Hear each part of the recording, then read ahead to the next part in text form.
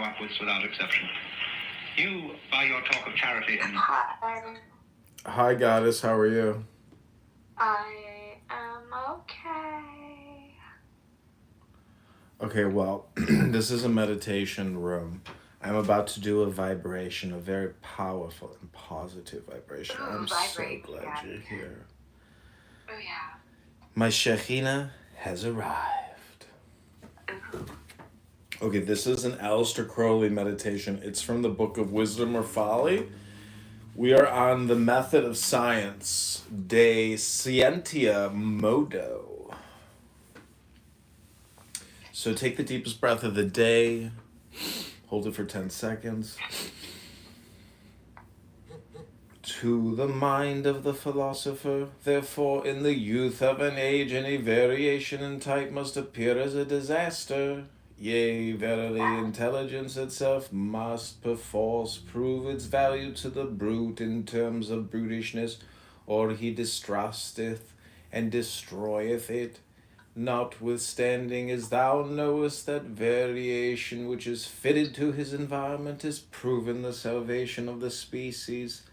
Only among men his fellows turn ever upon the Saviour, and rend him until those who follow him in secret, and it may be unconsciously, prove their virtue and his wisdom by their survival when his persecutors perish in their folly.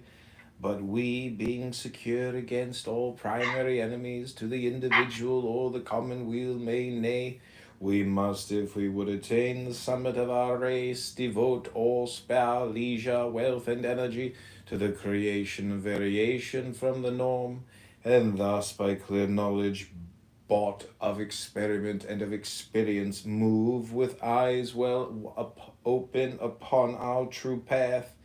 So therefore our law of Thelema is justified also of biology and social science. It is the true way of nature, the right strategy in the war of man with his environment. It is the life of his soul.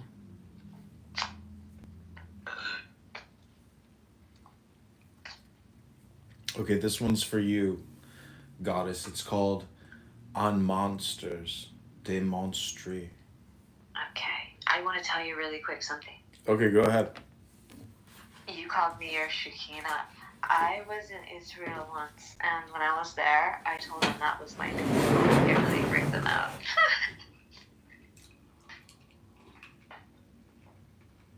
That's all.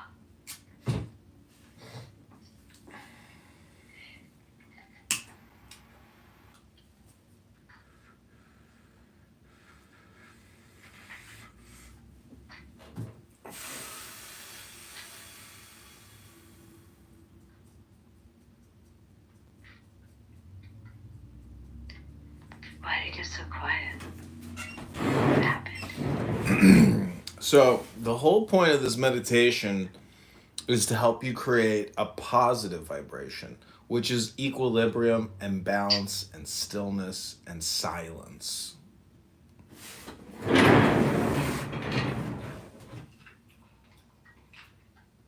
Perfect.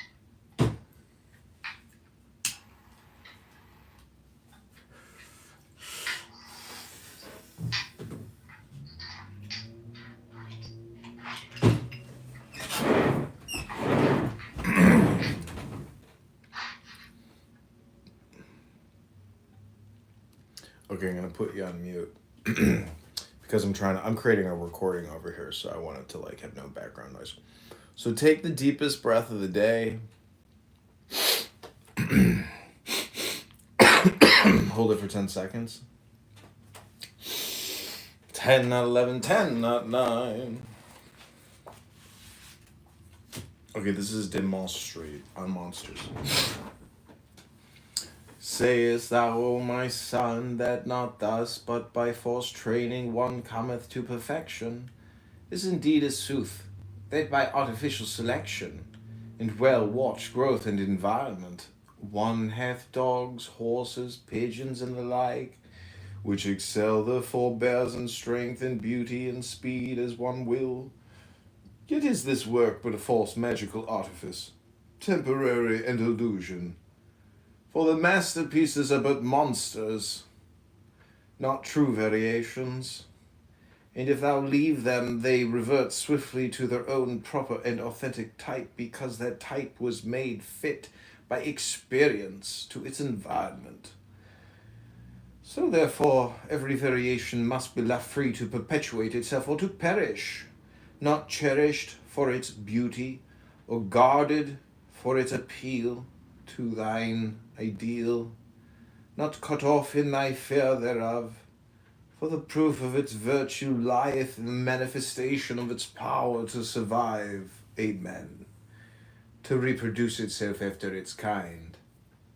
Nurse not the weakness of any man, nor swaddle and corset him, nay, not though he were poet or artist, because of his value to thy fancy.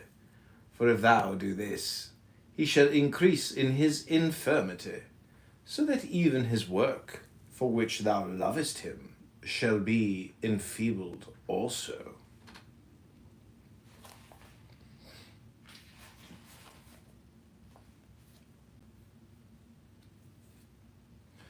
Okay, this next one is called On the Hidden Palace of Wisdom.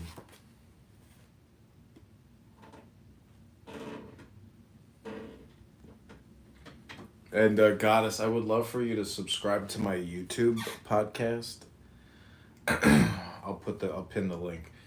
So let me read this one and then we'll chat about it. It's called On the Hidden Palace of Wisdom. De Inferno Palacio Sapientiae. Now then thou seest that this hell, or concealed place within thee, is no more a fear or hindrance to men of a free race, but the treasure house of the assimilated wisdom of the ages and the knowledge of the true way. Thus are we just and wise to discover the secret in ourselves and conform the conscious mind therewith. For that mind is compact solely until it be illuminated of impressions and judgments, so that its will is but directed by the sum of the shallow reactions of a most limited experience. But thy true will is the wisdom of the ages of thy generations, the expression of that which hath fitted thee to thine environment. Thus thy conscious mind is oftentimes foolish, is when thou admirest an ideal and wouldst attain it, but thy true will letteth thee so that there is conflict, and the humiliation of that mind. Here will I call to witness the common event of good resolutions that defy the lightning of destiny, being puffed up by the wind of an indigestible ideal putrefying within thee. Thence cometh colic, and presently the poison is expelled, or else thou diest. But resolutions of true will are mighty against circumstance.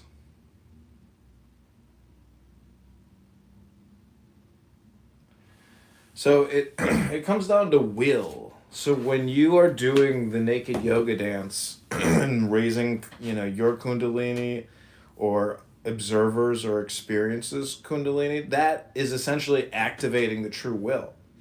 But as an American, your true will is essentially in alignment with your Constitution, because the Constitution is essentially the scope or the charter, the framework of the beginning of that, political party, which is liberty, justice, and freedom for all. So, but the point is America and China technically have the same understanding of freedom and liberty. So it's really just a question of an index of vulgarity. It's all in the false light, in my opinion. This echoes too much. It's all false light. The Well, only will is the will of God. The only love is the love of God. And that's what true love and true will really are. It's in alignment with the universe, aka God. It doesn't have anything to do with any religions that force us or ask us or pressure us to believe. I'm technically in alignment with Al Dajjal, according to the Islamic people, because I am a non-believer. There's nothing to believe in. God does not want you to freaking believe in them. God doesn't care if you don't believe. Well, see, the thing is, the founding fathers were Freemasons, and Freemasons essentially believe in love. So, I mean, it's all the whole world operates off of love, but I think we just No, desire. well, love is like a red heart, desire is a red color, but the point is, wisdom is supposedly love. So, love of law is the domination of the wise. That's wisdom. I'm just saying that I don't disagree with anything you said, except the fact that maybe you don't like the fact that I could point to the Constitution as being an all or nothing document. It is an all or nothing document. The Constitution is really good, but I heard that there was a punctuation error in regard to the statement about the pursuit of happiness. Well, it's really interesting. If you read it, very slowly, and you just actually pick apart individual words and focus on those individual words, that is essentially, the more like advanced level, because what you're doing is expanding the document. It would be pretty interesting to put it through like an expansion tool on ChatGPT to essentially create more content off of it to help people get an expansion or more relative, positions to it, because so much of that document is transcendental. So it deals with, divine illumination, poetic words of joy. It's a document for success. So I don't know, to say that it's not something to contemplate. I mean, I just, if you have one. To contemplate, I think everything is worth contemplation. Well, it's just the ageless wisdom. So the Freemasons are just obsessed with ageless wisdom philosophy, which in many ways is anti-pope and anti-Anglican church. It's its own thing. So it is like a gang. Every gang has their charter or their scope of work. So if you look at who founded this country, it was Freemasons. And, I mean, I have many books on it, and I'm not a member of Freemasonry. I'm just saying that when I read that, I see how it's a very advanced philosophy that creates a strong differentiation from other world philosophies like the Catholic Church or the British King and the Anglican Church. I mean, Protestantism is really, I would say, pretty tightly wrapped into Freemasonry. That's my opinion. I'm trying to categorize and organize how I view history and current groups, and maybe what documents that they subscribe to or claim that they subscribe to, because I think a lot of people just don't read anything anymore. So whatever organizations have, that it doesn't even mean anything to them. It's It's a horrible thought to think that people do not read anything anymore. I know this girl that I went to Israel with. I was like, when was the last time you read a book? She was like, probably 2005. And she's 47. 45. I'm like, you haven't read a book in 20 years? She's like, nope. I was like, oh my gosh. To me, it's like sacred chanting. I'm trying to focus. People are still writing books. They're still writing them. When I chant sacred texts, I'm trying to essentially dehypnotize myself from listening to all the bullshit on this app and other platforms by going way back and using these texts to MK Ultra myself. I use beer and orange juice, coffee, red wine, and cannabis, and yoga, and the gym. But I have definitely been capturing and recording myself reading these books for quite a while now. And there's just a lot of words. This book, Wisdom or Folly, is very interesting because it capitalizes a lot of proper nouns that we do not normally capitalize, like the word that. That is capitalized. Like, there's just so many capitalized words where you're just like, I don't okay. even know why I come on this app anymore. I erased it from my phone a while ago. I put it back on a few days ago. But I'm making more YouTube videos because personally, I think that what I have to say and my inspiration is more worthwhile than the people who argue about the color of people's skin and what the Bible says on this fucking app. Well, see, I bootleg this app. I will cross stream and re-platform everybody on this app, and so what I title my new rooms now are "Low IQ Dumb People Talking About Nothing, Wasting Time." Those are like the new room titles that I've been using. I noticed that, but look how many people come into your rooms. Today was good. I had a lot of regulars in the morning. That's good, but how much time have you spent on this app? Like 5 years now. That's way too much time. It feels like 5 years. I don't know, because I remember I started using it right in the beginning, March 2020, somewhere right around there. So yeah, it's getting on close to 5 years. But I have created thousands upon thousands. I mean, I have like 15,000 videos from this app. But that's great. This app has inspired me to turn it off and then go off of the topics from what I wanted to say to some people that won't let me speak, and then just speak on my YouTube channel and make a nice video. And I just need to do that more regularly, I think, because it's kind of like a step to getting on the TEDx stage and actually speaking my mind and sharing my life experience and my insight. And personally, I was Aleister Crowley in past life, probably according to some of my friends, and so I would think that maybe not going back to my old tests where I was like talking about doing heroin and cocaine, maybe like go a little bit further than that. Well, these substances, I think you have to mix them with the documentation. I mean, if you're not trying, the whole thing is those substances like girder your soul or loosen up and provide a lubricant. But you have to, but when you mix it with the information, there can be lasting effect, because there really is no point, in abusing your body. If you can live a perfect life, you have total sobriety, and you're one with the environment. So I think if you're going to try to essentially do reprogramming for yourself or others, it's easier to do it on substances. Performers, anybody, if you look at all the history of music and everything, I mean, a lot of drug usage. So there's a belief, that you need it, but you really don't. The problem is, I think it just takes away a lot of the fear, or it creates a flow state. Substances for therapy, but not for your life.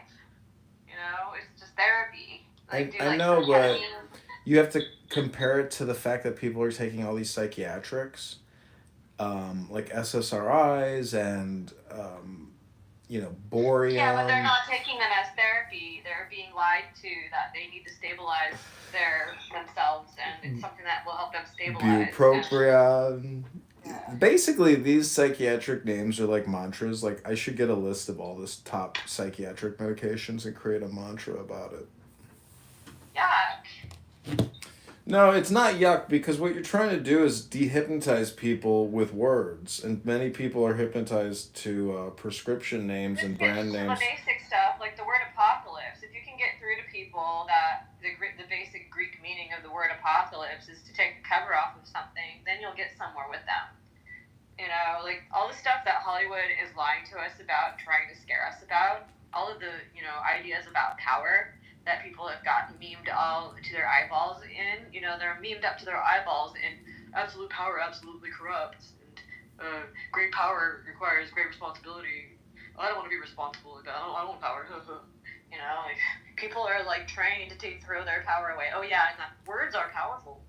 All that bullshit that people just throw away their power to. It's automatic. Just throw away your will, throw away your power. Oh yeah, words are powerful. No, you know what's more powerful than words? Choice. Because people invest in words emotionally, and then they get all bent out of shape because they have an emotional investment and are associating it to something. It's like, You say like the word discrimination, and people pee their pants. You know, they pee their pants. Scared of it. You use like right discrimination, or using sensible discrimination. Things need to be contextualized, and people don't understand that. It's like, how do you even? You can't lead it. You can't make a horse drink the water you lead it to. You know that. It's just like. The only thing that I think that I should do is just share, and I just need to take my time now and just go on YouTube, because I have a speech that needs to come out that's being wasted on this app. If I share my mental power on here, I'm throwing it right into the void. Well, if I could give you any advice, I think that reciting sacred texts and vibrating pre-existing documents is a much easier way to go about, just doing anything on the internet. You could use ChatGPT to create really cool things and vibrate and chat those as well. I mean, there's so many. You could create so much awesome stuff with ChatGPT to vibrate into YouTube for positive vibrations. Yeah, but I'm actually a certified yoga instructor, so I also have access to a community that has 5,000 people in it in real life. And so I can actually get them together for sexual kung fu classes.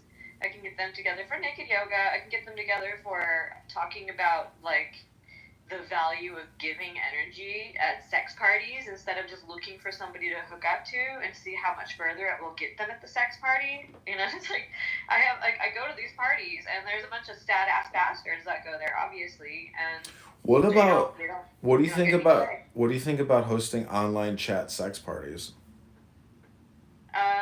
That's interesting. I mean, I think why can't we actually why can't we I have host like online sex why can't we host online sex chats on here on Clubhouse? Like that would be ultimate maximum freedom of speech. I mean, we can. The whole thing is, it's like it's gonna be funny because people are gonna be doing, faking all kind. I mean, it's just sound effects. It's just fucking Yeah, sound well, I effects. mean, have you been on Threads yet? Yeah.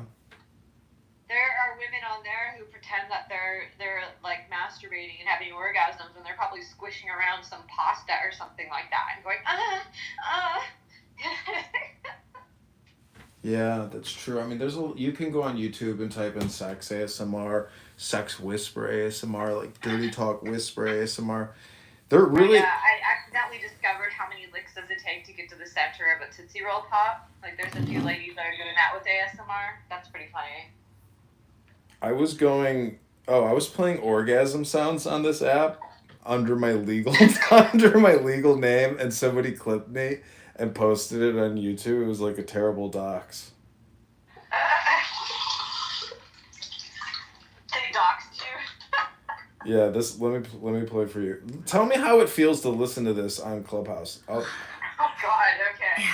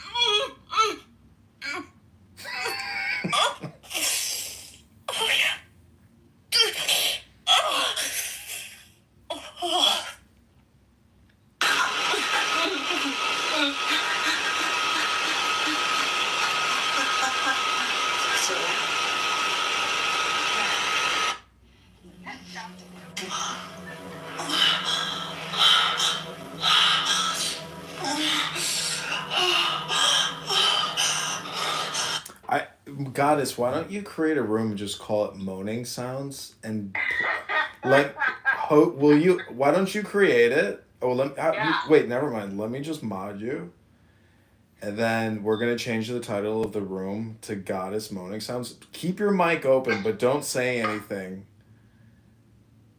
Goddess. Yeah. I'll just moan. No. You don't even have to do it. This is fully automated. All right. But just go with it for 3 minutes. We'll see who shows up. And All right, let's try it. this is our bait and switch. We'll see. Let's experiment. Make sure you invite people. Hit the share button and invite people. Oh, yeah.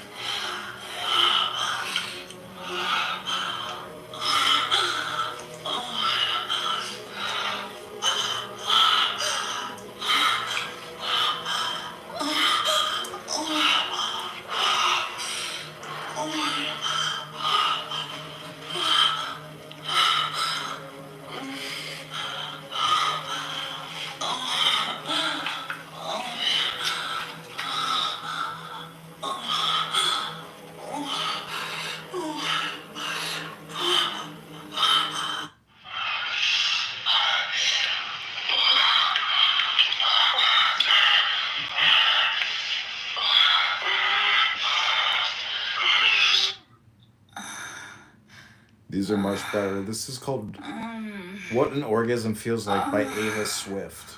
3 million views released 3 years ago. Sped up to 1.25.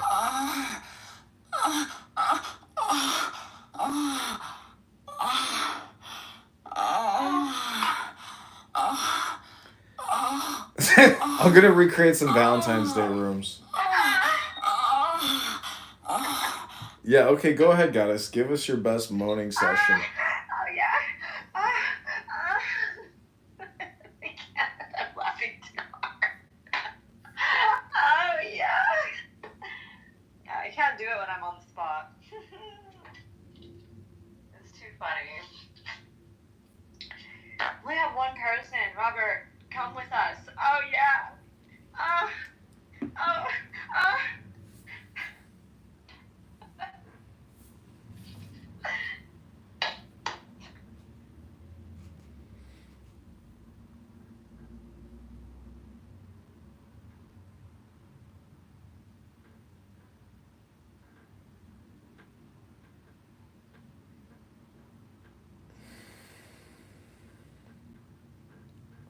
Okay, that was fun.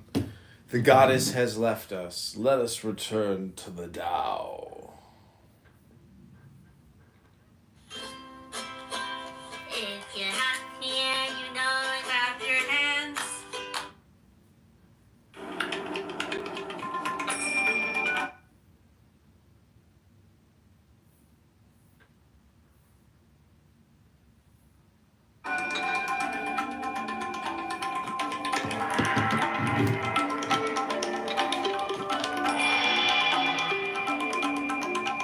Welcome to the second edition of the Alan Watts podcast, Being in the Way, and I'm your host, Mark Watts.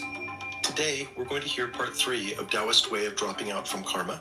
And also, we're going to hear a talk called The Wisdom of the Ridiculous, which comes from the Lao Tzu tradition expressed in the Tao Te Ching. Recently, I've had a few conversations with people that would like to know more about my father's background and are having a hard time reconciling his worldview with the other philosophies that they know about. So I thought I'd do a little bit of storytelling. Talk a little bit about my father's early life today, and then in the next episode, we'll talk about when he was traveling a lot and making a lot of recordings, and how that morphed into the Electronic University Project, the predecessor to the Alan Watts organization. So we'll start off with his early life in London, what he learned at the Buddhist Lodge, and his migration to America. When I was a small boy, I used to haunt that section of London around the British Museum. And one day I came across a shop which had a notice over the window which said philosophical instruments. Even as a boy, I knew something about philosophy, but I couldn't imagine what philosophical instruments could be. So I went up to the window, and there displayed were chronometers, slide rules, scales, and all kinds of what we would now call scientific instruments. Because science used to be called natural philosophy. Because, as Aristotle says, the beginning of philosophy is wonder. Philosophy is man's expression of curiosity about everything, his attempt to make sense of the world primarily through his intellect. That is to say, his faculty for thinking. And thinking, of course, is a word used in extremely many ways, and is a very vague word for most people, but I use the word thinking, now and hereafter, you must understand this, in a very precise way. By thinking, as distinct from feeling or emoting or sensing, I mean the manipulation of symbols, whether they be words, whether they be numbers, or whether they be other such signs as, say, triangles, squares, circles, astrological signs, or whatever. These are symbols. But all these things are symbols, and the manipulation of symbols to represent events going on in the real world is what I call thinking. I suppose most of you have heard of Zen. But before going on to explain any details about it, I want to make one thing absolutely clear. I am not a Zen Buddhist. I am not advocating Zen Buddhism. I'm not trying to convert anyone to it. I have nothing to sell. I'm an entertainer. That is to say, in the same sense that when you go to a concert and you listen to someone play Mozart, he has nothing to sell except the sound of the music. He doesn't want to convert you to anything. He doesn't want you to join an organization in favor of Mozart's music as opposed to, say, Beethoven's. And I approach you in the same spirit as a musician with his piano or a violinist with his violin. I just want you to enjoy a point of view which I enjoy. As a young man, my father was very 3 reasons you need to start dating on Bumble. Number 1, women message first. That's impossible. So you and I have all... Bumble advertising. That's the B. This is my recreation on Clubhouse. all conspired with ourselves to pretend that we are not really God.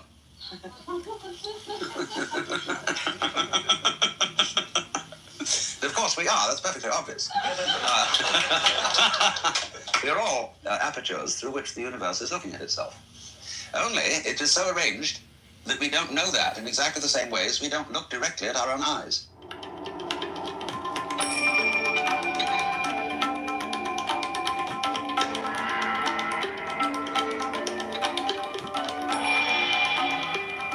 Welcome to Being in the Way, the Alan Watts podcast, and I'm your host, Mark Watts. And today we're going to hear a talk that was recorded in 1972, on December 13th, at the New College of Sausalito.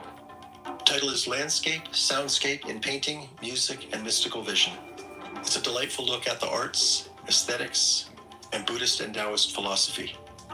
So here's Alan Watts at the New College in Landscape, Soundscape in Painting, Music, and Mystical Vision.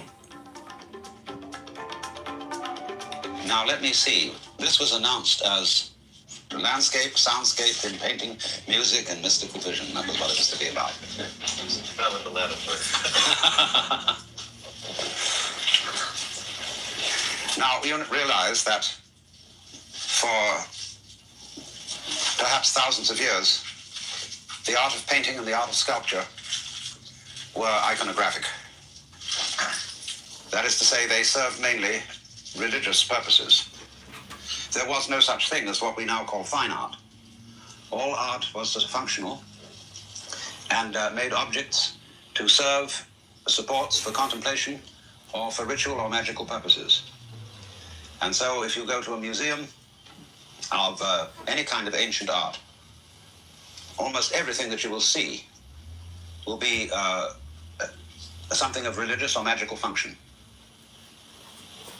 And these consist principally of effigies of human or divine animal figures.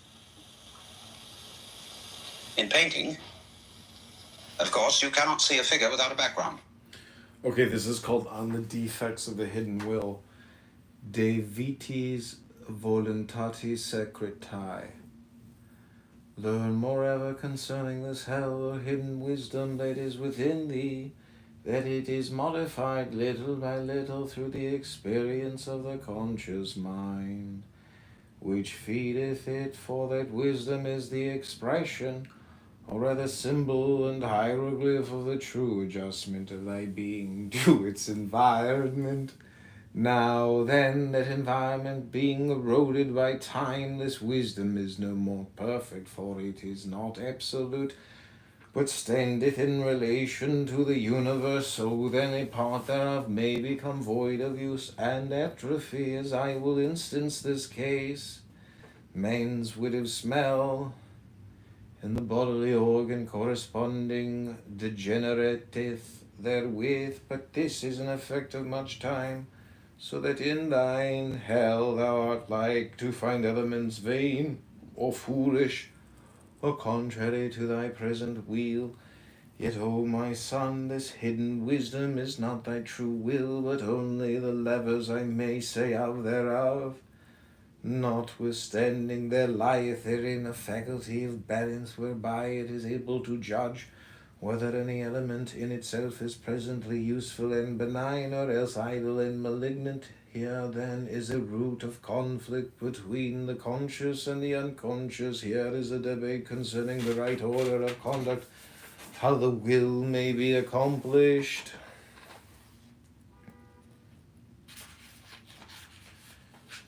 Unreason, the minister of the will, de ratione presidio voluntatis. My son, in this case, is there darkness, yet this comfort is a lamp therein, that there is no error in the will, but only doubt as to the means of success. Else were we as children afeard of night. Thus we have need not but to consider the matter by wit of reason, and of prudence, and of common sense, and of experience, and of science, adjusting ourselves so far as we may. Here is the key of success, and its name is the skill to make right use of circumstance. This then is the virtue of the mind, to be the wazzer of the will, a true counselor through intelligence of the universe. But, O my son, do thou lay this word beneath thine heart, that the mind hath no will nor right thereto, so that usurpation bringeth forth a fatal conflict in thyself. For the mind is sensitive, unstable as air, and may be led foolishly and leashed by a stronger mind that worketh as the cunning tool of a will. Therefore thy safety and defence is to hold thy mind to his right function, a faithful minister to thine own true will, that is king of that star whose name is thyself. By election of nature, heed well this, O my son, for thy mind passive is rightly a mirror to reflect all things clearly without prejudice, and to remain unstained by them. On the way of wisdom, de cursus sapientis. Therefore consider this again in a figure, that thy mind is as the marshal of an army, to observe the dispositions of the enemy, and to order his own forces rightly, according to that information. But he hath no will, only obedience to the word of his king, to outwit and to overcome the opposite. Nor doth that king make war by his own whim, if he be wise and true, but solely because of the necessity of his country, and its nature, whereof he is but executive officer and interpreter. Its voice as the marshal is its arm.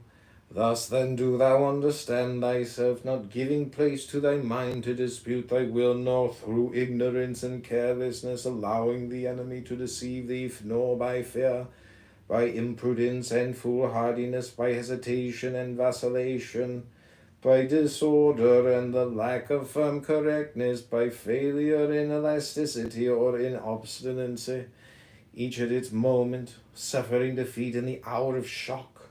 So then, O my son, this is thy work, to know the word of the will without error, and to make perfect every faculty of thy mind in right order, and readiness to impose that word as law upon the universe, so mote it be. Unreason, source of madness, when not under will. De ratione quae sine voluntate est fons maniae. Is it not a marvel how he that worketh with his will, and is in constant touch with the reality external, maketh his mind to serve him? How eagerly runneth it, and returneth, gathering, arranging, clarifying, classifying, organizing, comparing, setting in array, with skill and might and energy that faileth never. Nay, my son, in this way thou canst be pitiless with thy mind, and it will not rebel against thee, or neglect thine ordinance, but now consider him that worketh not with his will, how his mind is idle, not reaching out after reality, but debating within itself of its own affairs like a democracy introspective. Then this mind, not reflecting, not reacting equably and with elasticity to the world, is lost in its own anarchy and civil war, so that although it work not, it is overcome by weakness of division and becometh Karanzon. And unto these words I call to my witness the madness of the soul of Muscovy in this year X333, 13 of our eon that is ended. Therefore behold how this our law of Thelema, do what thou wilt, is the first foundation of health, whether in the body or the mind, either of a simple or a complex organism. And truth which may not be told to a woman, de veritate quam feminae non dicere licet.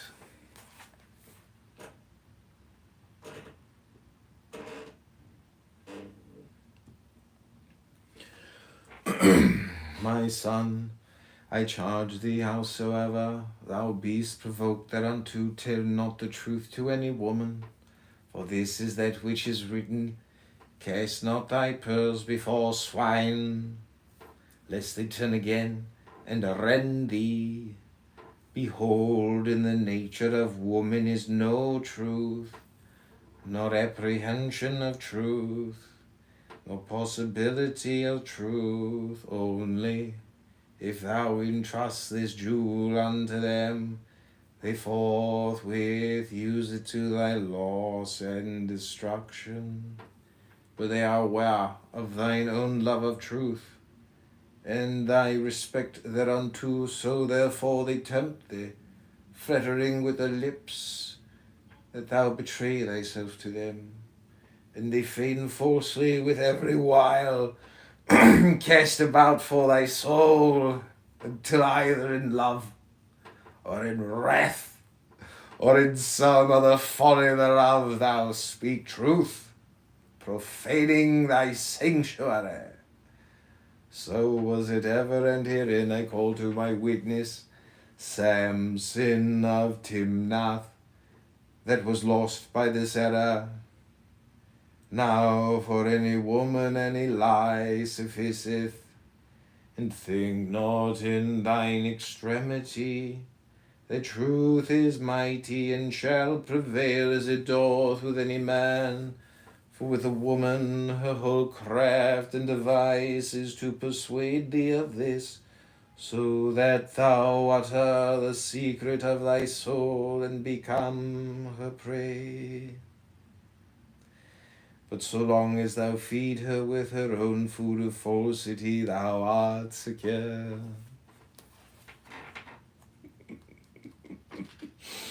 Oh, it's called that truth which may not be told to a woman.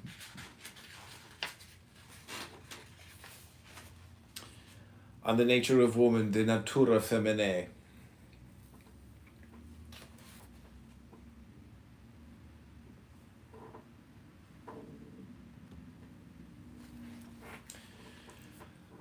The nature of woman, O my son, is as thou hast learned in our most holy Kabbalah. She is the clothing and sex of man, the magical image of his will to love. Therefore was it said by thine uncle Wolfgang van Goethe, Das ewig weiblich sieht uns hinan. But therefore also hath she no nature of truth, because she is but the eidolon of an excitement, and of a going of thy star, and appertaineth not unto its essence and stability. So then to thee she is but matter, and to her thou art but energy, and neither is competent to the formula of the other.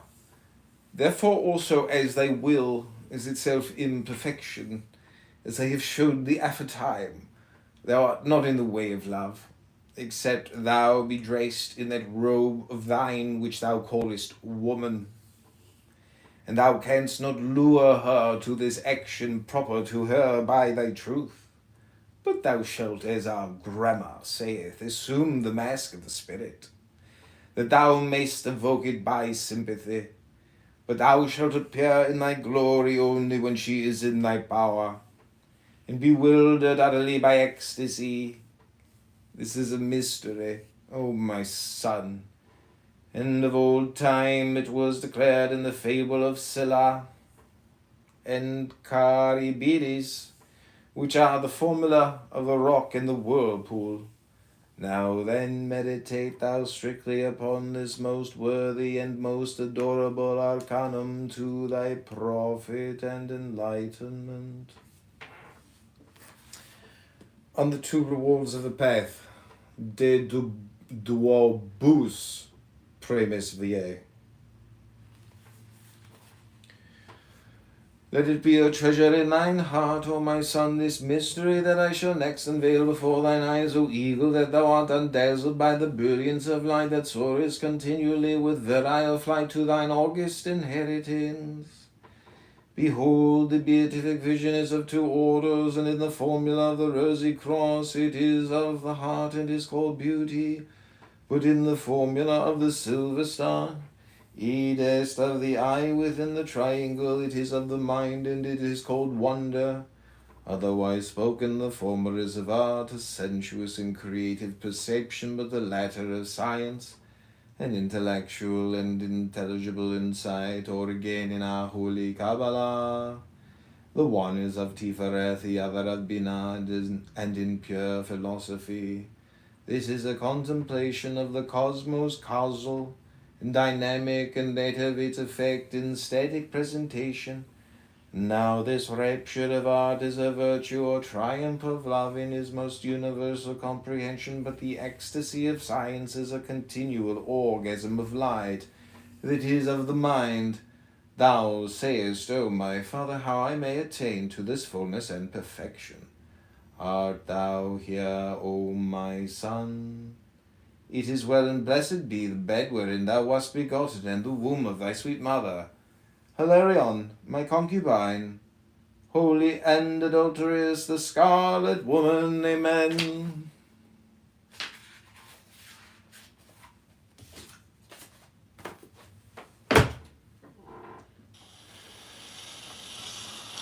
And as a matter of fact, that's also true of sculpture, but we consider the background in sculpture irrelevant because it is not something which the artist himself has created.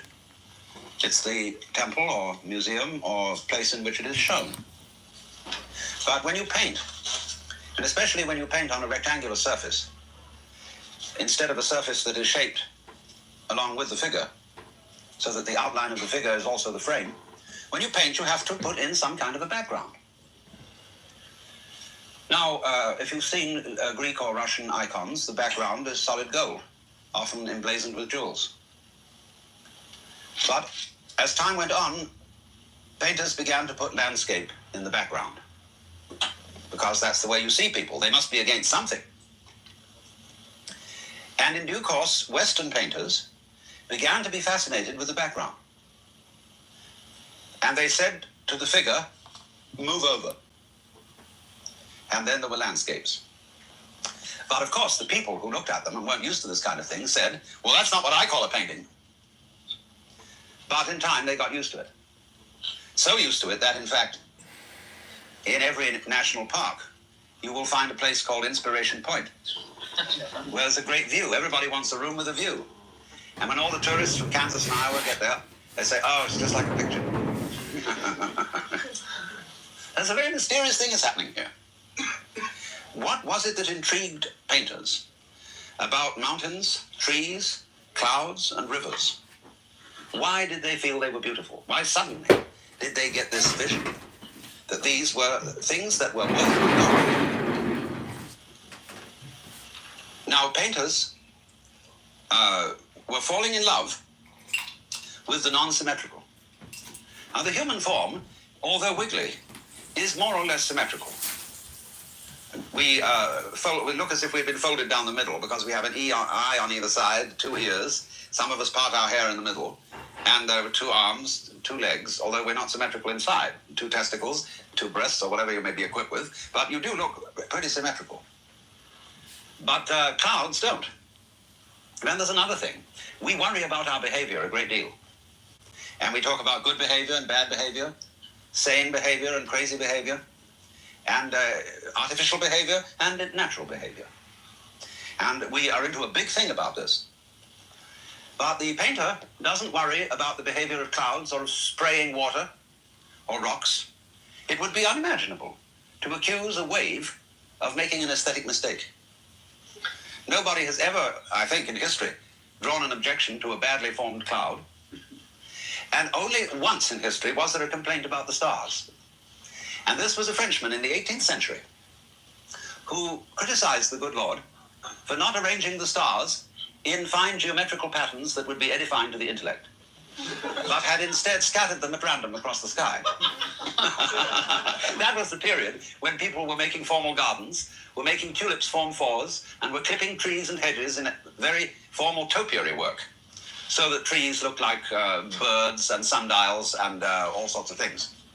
And the garden was laid out in squares. And this is a very curious thing, because we still tend to do that to some extent. When you fly across the United States from San Francisco to New York, you encounter first a long stretch of mountain country where human beings must perforce accord with nature, except in some parts of Nevada and Utah. But by and large, all our roads are curly because they have to go along mountain valleys. There are curly rivers and wonderful washes, which interestingly enough are in the form of trees. The river and the tree are the same shape. So it's really fascinating. I mean, they go different directions. The tree goes up and the river goes down. But actually, a tree flows up because there's a flow of sap. And the flow of liquid is the flow of life. If you study water flow, you get what is really basic to nature. There's a marvelous book about this by Theodor Schwenk, and it's called Sensitive Chaos, and it's published by the Rudolf Steiner House in London.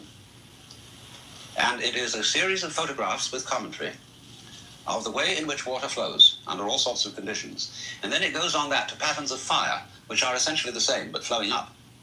And then to patterns of the grain in wood, which are, as it were, a sculpture memorializing the flow of water.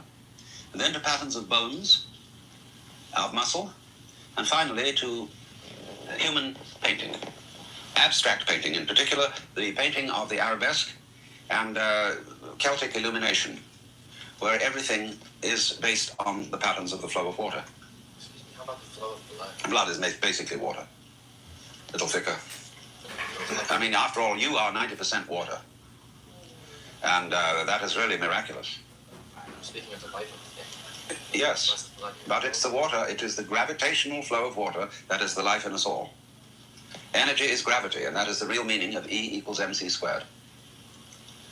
So, Lao Tzu, writing a little before 400 BC, pointed out that the course of nature, the Tao, is like water, in that, although being extremely soft, it overcomes all hard things, and in being weak is extremely strong, and that it always seeks the lowest level which men abhor. And especially in our culture, to go with nature, to take the line of least resistance, is considered unmanly, weak-kneed, spineless, and altogether wrong. And we are all brought up to be energetic. That is to say, to use force. And if anyone who isn't using force, say in school, is reported on by the teachers as lacking aggression and not being upstanding. And this is really very weird. And I adjure you, in thinking about human affairs, always call common sense in question. It is the most creative path in philosophy. Take ideas which are commonly accepted and which seem to be incontrovertible and question them. Turn them backwards and see what would happen if they were thought about the other way. I'll give you an example. Everybody automatically assumes that the present is the result of the past. Turn it round and consider whether the past may not be the result of the present. Whether the past may not be streaming back from now, like the contrail of a plane. And then if you look at it that way, it all makes sense. Only you see that just as the tail doesn't wag the dog, the past doesn't cause the present, unless you insist that it does. And then, then that's your trip. But actually, the whole universe emerges from the present right now. It's all beginning now. We are present at this moment, at the beginning of creation. And the past is echoes going back. Echoes in the corridors of your mind. And the past is in fact present. That is to say, in terms of monuments that survive now, in terms of memories that survive now, and so on. Books, other records. Because you see, the universe is a vibration. Although it seems to us to be still, and something like a rock, like Mount Tamalpais, has been around for a long time. But we are not normally aware of the fact that Tamalpais is an extremely fast vibration. So fast that we can't see the intervals between the vibrations, because the retina retains impressions in such a way that when you see a light going at 60 cycles, you can't see the intervals between the cycles, the on-off. But you can with an arc light.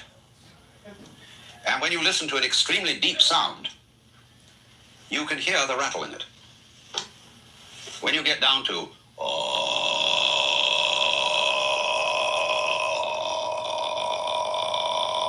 you can hear the rattle.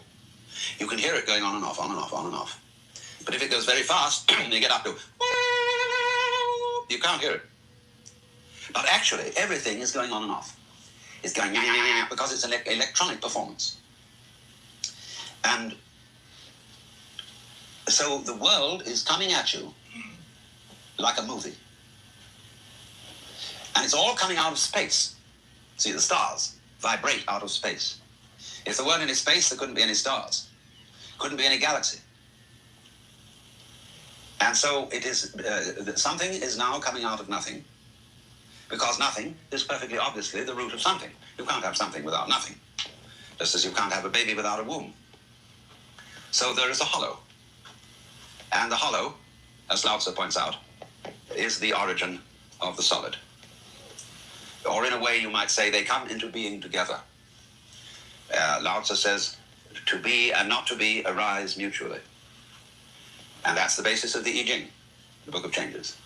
The Yang principle and the Yin principle create each other, because they are likened to the south and north sides of a mountain. The south side in the sun, the north in the shade. And perfectly obviously, you can't have a mountain with one side only. Although human beings who do not perceive this principle are always trying to have the Yang without the Yin. They want the light without the dark, the good without the bad, the pleasurable without the painful, the something without the nothing, the life without the death. And this is, of course, profoundly illogical. So then, all this yang-yinning has, however, in it, pattern. And this pattern is revealed, basically, in the flow of water and how it behaves. And this is, I think, why artists copied it. Because in water it is shown that the Tao, or the course of nature, never makes an aesthetic mistake. The fellow, of course, who complained to God that the stars were badly arranged, didn't have a correct view of the galaxy. We are in the galaxy, and close by, it does indeed look as if the stars were just randomly scattered. But if you go away to a tremendous distance, you will see that this galaxy is beautifully formed as a double helix. And we can see that with many other distant galaxies, although they have varying shapes. Lots of them are these magnificent double helixes. This pattern, as when you clasp your hands together, and you'll see that that is the same basic pattern as that of sexual intercourse. In other words, the one node is chasing the other. And they're going, in a spiral, chasing after each other. And the one node doesn't know itself, except in terms of the other one. And you would not be aware of the sensation of self, unless at the same time you were aware of the sensation of something other. Now that's very interesting. If you can't have self without other, or yang without yin, or front without back, or the knowledge of voluntary action without the experience of what involuntarily happens, then it indicates that there's a conspiracy going on. In other words, these two are different, but esoterically and secretly the same. Only when you know that, you have a problem. This is why one could say that being enlightened, in the Buddhist sense of the word, is a sort of calamity. Because you found out the ruse which you were playing on yourself. You found out that the universe is a system which creeps up on itself and says, boo! And then laughs at itself for jumping. In other words, it is a self-surprising arrangement, so as to avoid the monotony and boredom of knowing everything in advance. So you and I have all conspired with ourselves to pretend that we are not really God.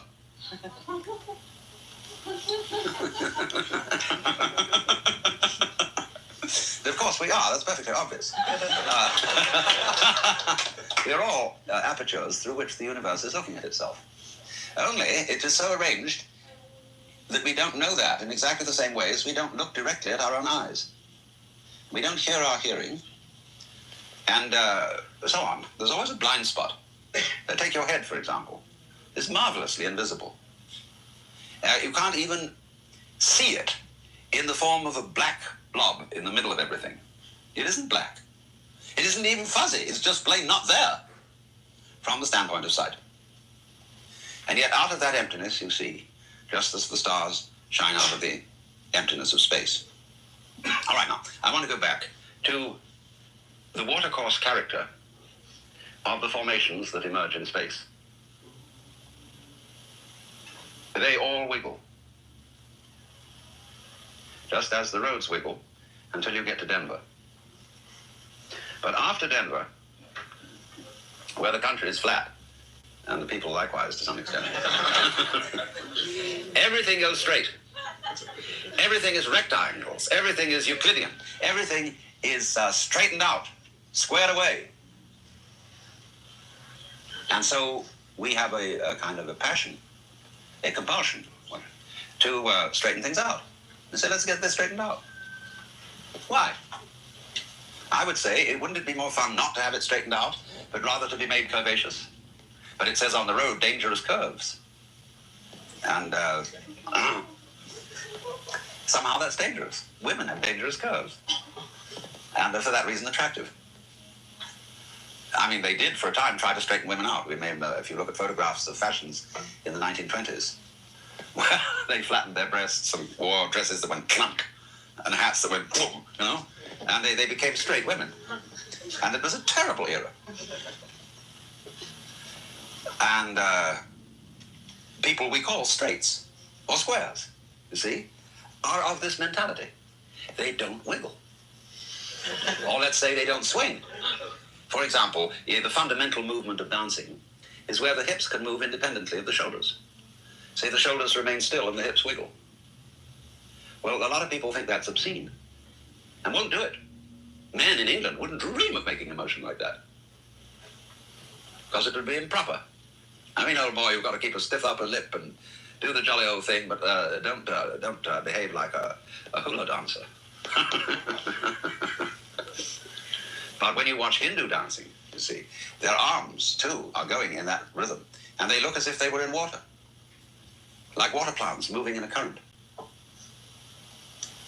And lots of us think that that is extremely beautiful. Really wiggly human behavior. It still gets us back to water. It still gets us back to what it is that fascinates artists about landscape. Well, now, then there was an evolution beyond this point in the history of art. The artists got together and said, why do we have to copy what clouds and trees and water are doing?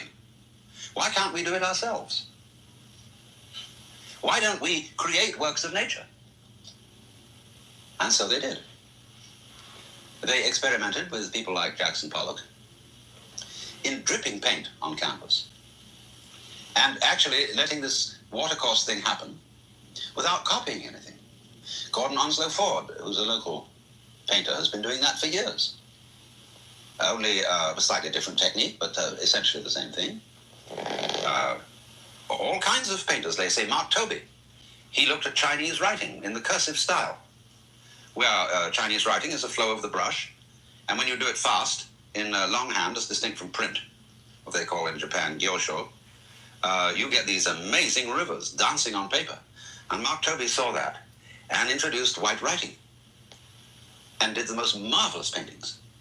But he discovered that you had to be in a certain state in order to achieve this, because there was something fundamentally different between fine abstract painting and mere mess. Now, a lot of people thought, oh, any child could do that. And so they set out to make abstract paintings, which nobody was interested in. They were just terrible. And some people took typewriters and hit them several times with a sledgehammer, and then mounted them on a cubic block of walnut and said Opus 14, you know? And this is completely phony.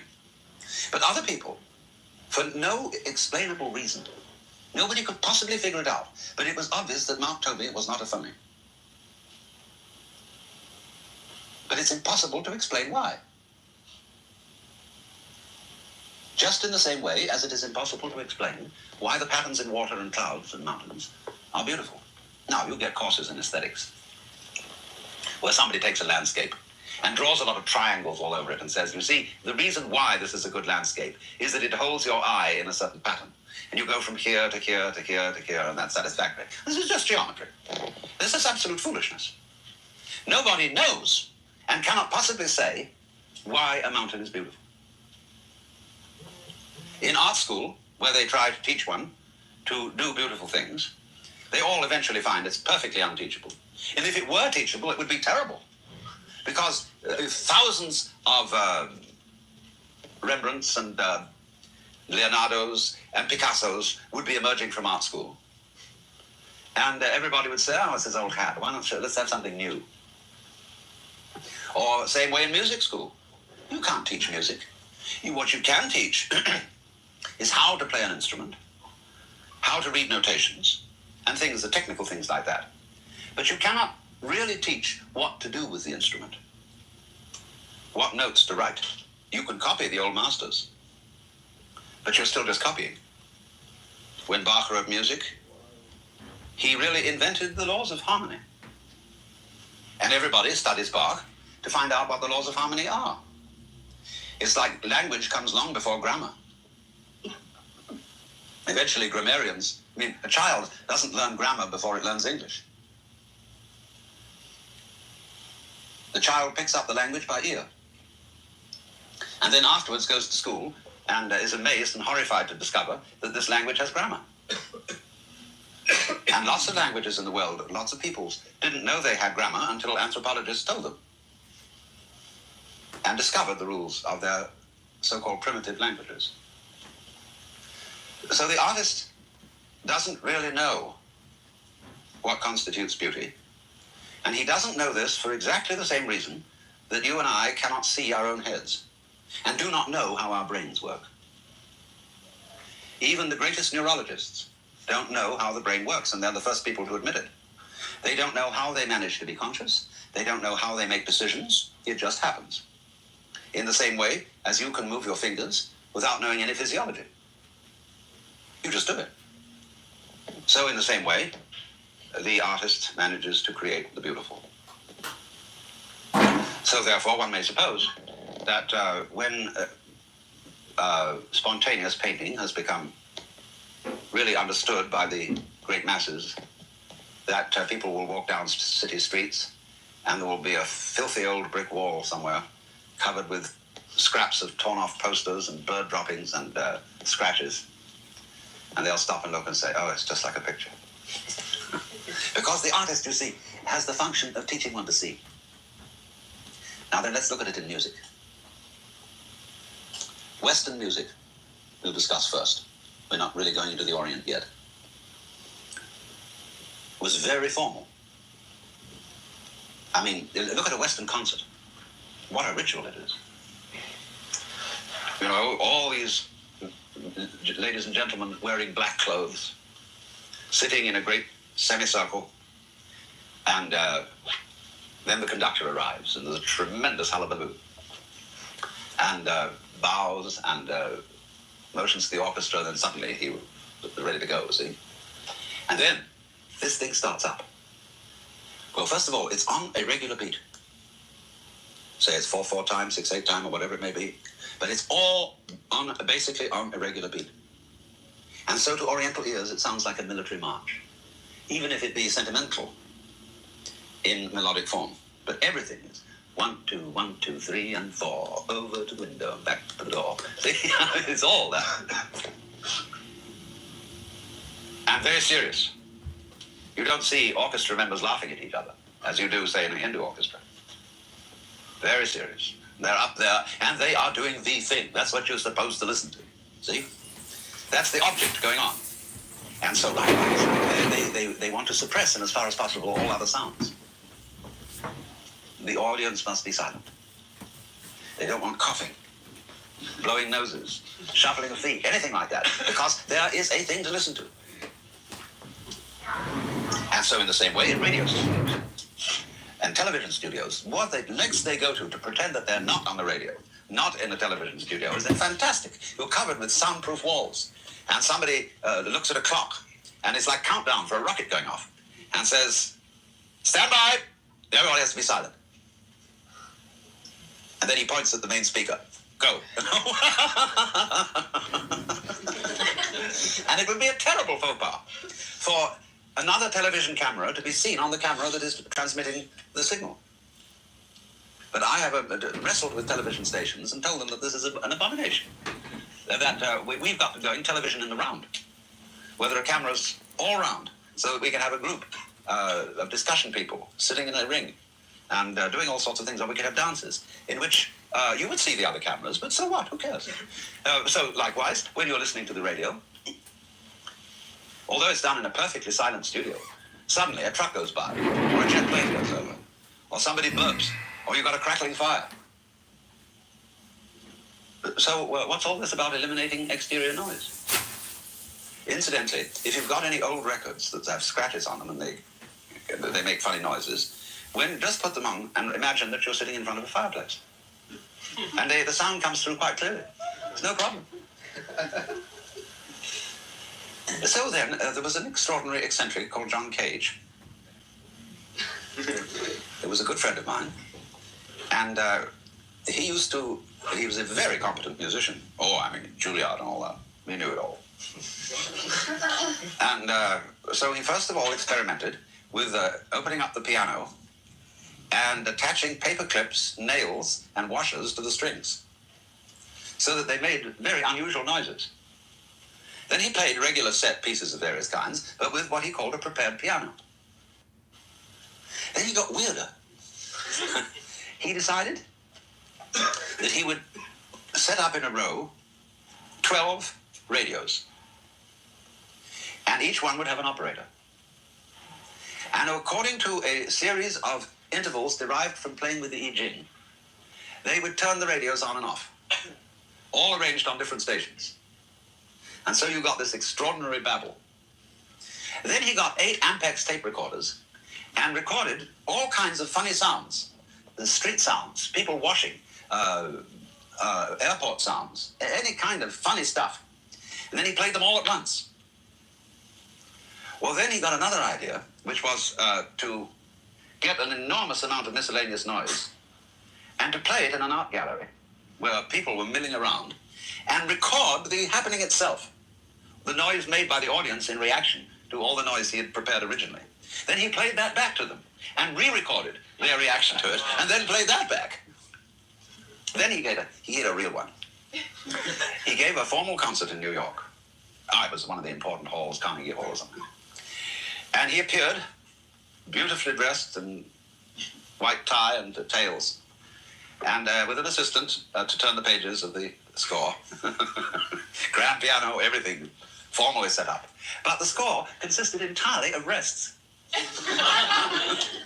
And it had it had a key signature and repeat places where you turn the page back. And he sat down at the piano and waited through the proper time of the thing while the man turned the page. No? And the audience began to titter and shuffle and cough and sneeze. And the point of the performance was, however, for the audience to listen to itself. He didn't explain this. But the word got around that that was the idea. Now, you see what he was doing? He was drawing attention to soundscape.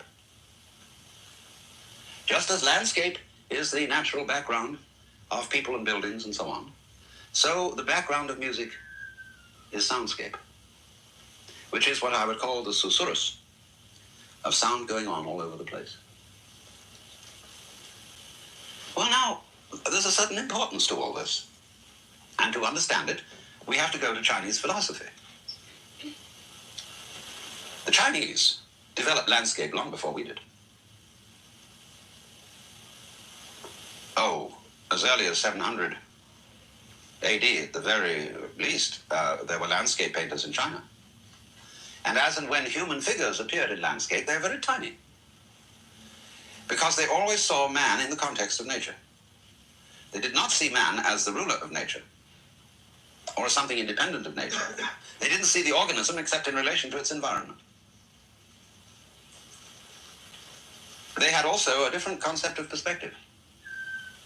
See, our convention of perspective is that things become smaller as they are far away from you. That is to say, less important. And there's a famous story about this. Well, several stories for that matter. A lot of people, when we show them a perspective drawing, who don't belong to our culture, they just don't comprehend it at all. But they say the tree there in the distance is not that small in relation to something in the foreground. They just don't see it. And once when a GI was visiting Picasso during the liberation of France, he said he could not understand his paintings. Why does you paint a person looking from the side and from the front at the same time? And Picasso said, do you have a girlfriend? He said, yes. Have you got a picture with you? He said, yes. He pulled out his wallet and showed a photograph of his girlfriend. And Picasso looked at it in astonishment and said, is she so small?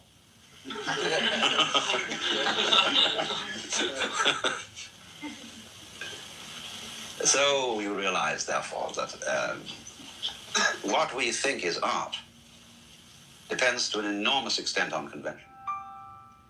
Now, in Chinese painting, there are at least 2 vanishing points, as a rule. We'll take a full landscape painting, where the entire silk or paper is filled. And things that are distant tend to be not diminished towards a vanishing point in the center, but to be higher on the paper, and things close at the bottom. And so you get this convention of painting on a scroll. Now, also, the Chinese make full use of the paper. We tend not to, especially in our more conventional style. I don't think we have a conventional painting here, but the thing is that when you go into a motel, you will very often find that over your bed is a flower painting. And it will be a bunch of flowers smack in the middle of a white sheet. Now, this is very curious, because that renders the background null. It turns it into mere background. But a Chinese painter would never do that. If he drew a spray of bamboos on a rectangular surface, he would put them right over to one side. And then he would vitalize the empty space, because it would appear to you to be water or mist, not paper. He might bring that out with a few hints, just a single line, thin line indicating a wavelet, a ripple. Then at once that whole blank area is alive. He balances it against what is drawn, so it becomes yin to the yang. There was another Chinese painter who was a Zen monk. And the way he liked to paint was to drink lots of sake, wine. And when he was sufficiently drunk, he would dangle his hair in ink and then slosh it right down the strip of paper. Then he'd wash it out, his hair, I mean.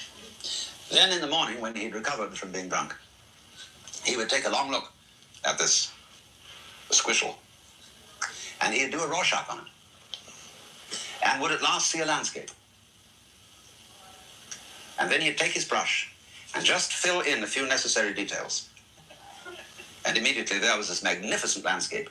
Leonardo da Vinci did the same thing. He'd look at dirty old walls and watch them until his eidetic vision brought out an extremely vivid picture.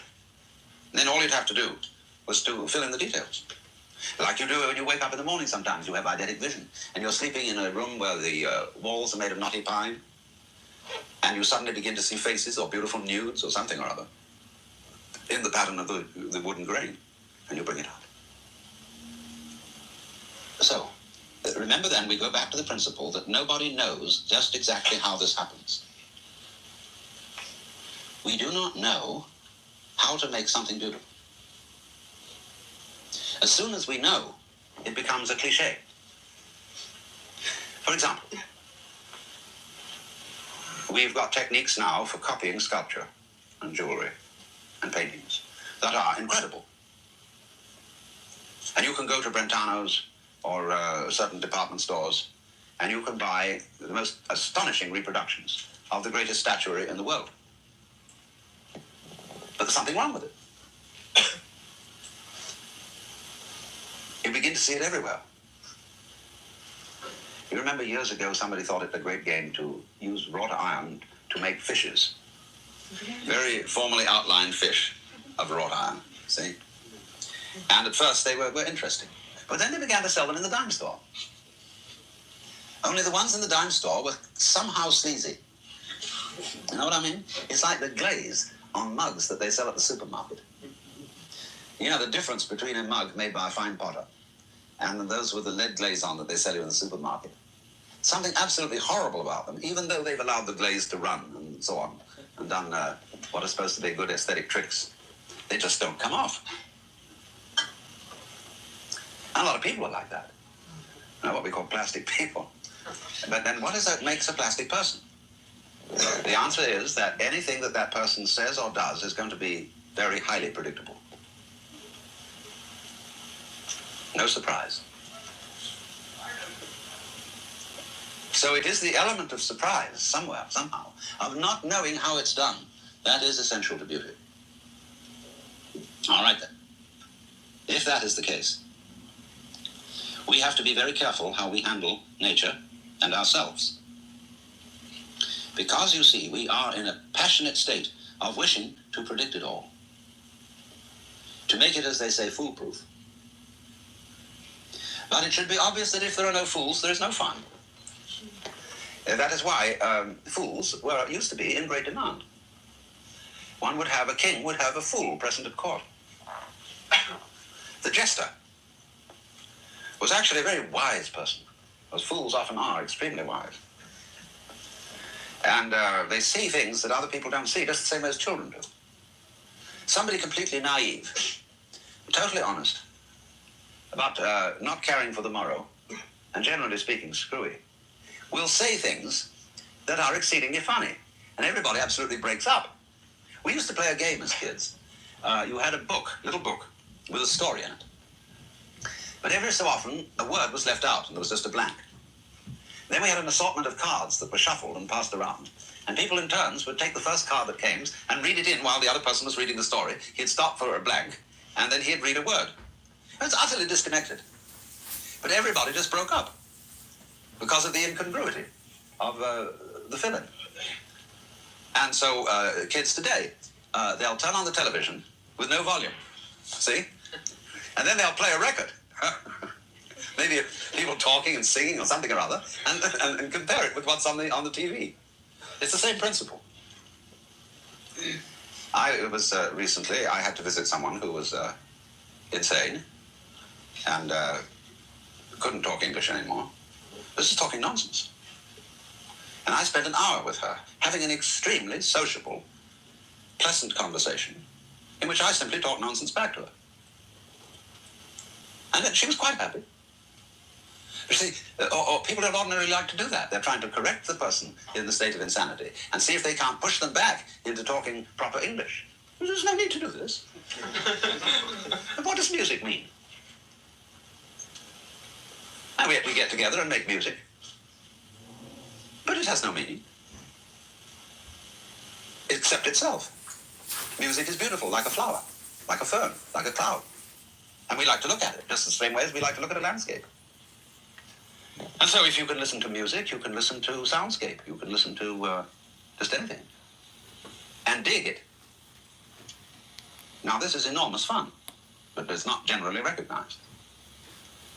If you just close your eyes and listen to all the sound that's going on, and you stop naming it, see, you don't call it anything. You don't identify it, but you just listen to this buzz. It's fantastic. And you also make certain discoveries. To the eyes, the world appears rather static. To the ears, it's never static. It's always on the move. Now, using ears only to study what is going on, to study reality, is a very, very fascinating enterprise. There's a book about it, which is called Sound and Symbol, and the author rejoices in the name of Victor Zuckerkandl, published by Princeton University, and Sound and Symbol, where he uses music as a method of inquiry into the nature of the physical world. And it is an extremely interesting book, but he doesn't bring up the point which I'm going to make, which is that if you listen to the world, you will discover that there is no past and no future. They are absolutely inaudible. The past pop of a champagne cork is certainly not audible, nor is the future sound of the San Francisco earthquake. And also, you can't hear anybody listening. So if we are to believe our ears,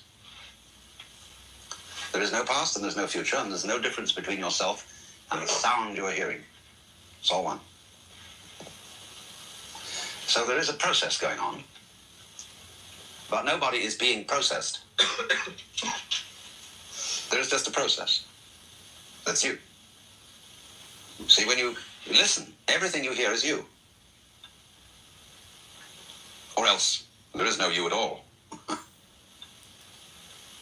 In that state of pure listening, without naming, you cannot tell the difference between the universe and your action upon it. That's kind of scary. Because when we experience the world simply as a happening, we're apt to say, well, hell, who's in charge around here? Because we always think somebody has to be in charge. I mean, doesn't somebody have to be in charge to make things go the right way? Or to make anything happen at all? I mean, don't you need a bit of a shove? Mustn't there be some primordial source of energy to goose the whole thing into being? No, there doesn't. All that is a military image of nature, where somebody's in command, based on the idea of a king, a general, commander-in-chief, who gives the orders and makes the original shove. Like, say, when you have a row of dominoes all standing up on end. Somebody flips the first domino and they go kata, kata, kata, kata, kata, kata, all the way down, and then you have cause and effect. See? That's not the way nature works. But it's an image, it's a model, in terms of which we have been accustomed to think about nature. So that God, as conceived in the West, is the big boss, who is in charge, who orders all things. And then they got rid of God, you know, around the 18th century. And people stopped believing in God, although they continue to think they ought to believe in God, but they don't really. So they got rid of the commander-in-chief and were left with the mechanical consequence of the commander-in-chief's operations. And so the universe was looked upon as a mechanism. And we talked of the mechanisms of nature and the mechanisms of the mind. And so now we all tend to regard ourselves and each other as machinery. And we want to make that machinery as predictable as possible. Because if you were a perfect psychologist, you see, you would always know what a person was going to do next. You would always know what was wrong with them when they were neurotic or psychotic, and you would be a mechanic, and you would just go in there with your wrenches and screwdrivers and straighten it out. And there would be no surprises left. So there would be no fools. There would be no crazy people. And you see, in this industrial society, we're terrified of crazy people. You can't have a crazy people driving automobiles. And you know, it's gone so far that whether you are or are not in a fit condition to drive an automobile is just about the definition of sanity. Well, now most people are not really fit to drive an automobile. Especially people who are angry or depressed, whose mind is not on the job because they're furious at their wives or in terror of their bosses, and just aren't thinking about anything except that, and they're going down the road. They're worse than drunks. You can't drive an automobile while profoundly in love with the girl sitting next to you. You're thinking about her. Her vibes are coming right across you. You know, you can't read poetry and drive an automobile at the same time. And what is this tyranny that's over us all? That we all have to be in a fit condition to go roaring down freeways in a death-dealing instrument. What's good for General Motors is good for America. So this industrial civilization is terribly tidy because it's so dangerous. If you're going to work on a production line, you know, this thing is going whizzing along. I was looking for the Well, you can't be foolish. Oh, happy reader. Another thing about the freeway is that you must be going somewhere. You can't be purposeless on the freeway. You can't wander. You can't even wander in the suburbs. Because if you go out on foot and start wandering, the police car will come and say, "Where are you going?" And if you're not going anywhere, well, you're obviously suspicious. So you have to be walking a dog or jogging or doing something important. Otherwise, you're a deeply suspicious character. I was looking forward to it. So, the passion to control everything, to predict everything, to square everything off, is destructive of love. When we get to the foolproof world, you see, and have no fools, there's no joke left. No jester. No joker. Because the joker in the deck of cards is your representative. It's the wild man who can play any other card. So, the more predictable you are, the less you are of a joker. When everybody knows what you're going to do, you're an ace, 2, 3, 4, 5, 6, 7, 8, 9, 10, or a knave, maybe a queen or a king, but not the joker. The joker corresponds to the man whom in Hindu society would be called Jivan Mukta, the one liberated, the sannyasi, a holy man. He is a joker. And when you meet real holy men, you cannot figure them out. They might do anything. And they are often shocking people because they do things that holy men are not supposed to do. I mean, characters like Gurdjieff and even Sri Ramana Maharshi and so on are very, very unpredictable. They're weird, but always surprising. Zen masters, I know many. You never know what they're going to do next. To leave the Philippines and come here. Now, most of them that I know... Now, be many careful, of them though. are One warning. You cannot be artificially weird. There is no program for becoming spontaneous. A lot of people think there is, but what they do is this. They become only extremely conventional in an obverse way. That is to say, they do all those things which are not allowed by convention. And that is following convention, you see. Just its mirror image. So when we discuss spontaneity, or say in an encounter group of some kind, everybody is going to be spontaneous. Well, all they do is they become hostile, because hostile is bad form according to convention. And so we call it being genuine.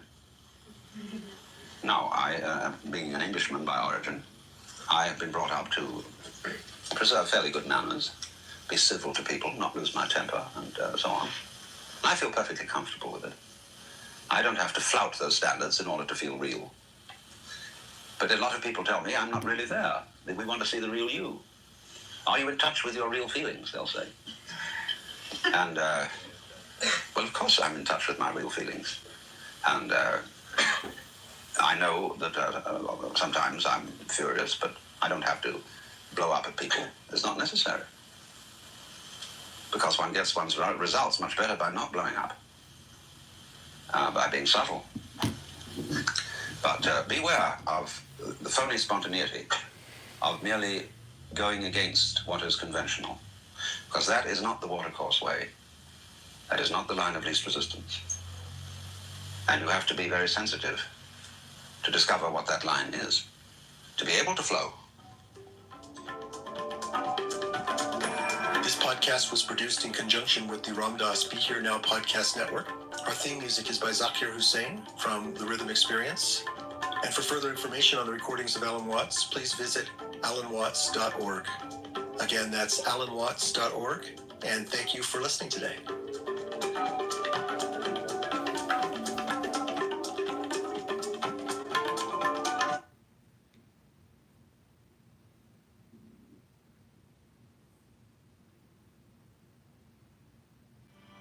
Think about a child you love. Now take away their clean clothes, access to water, and the...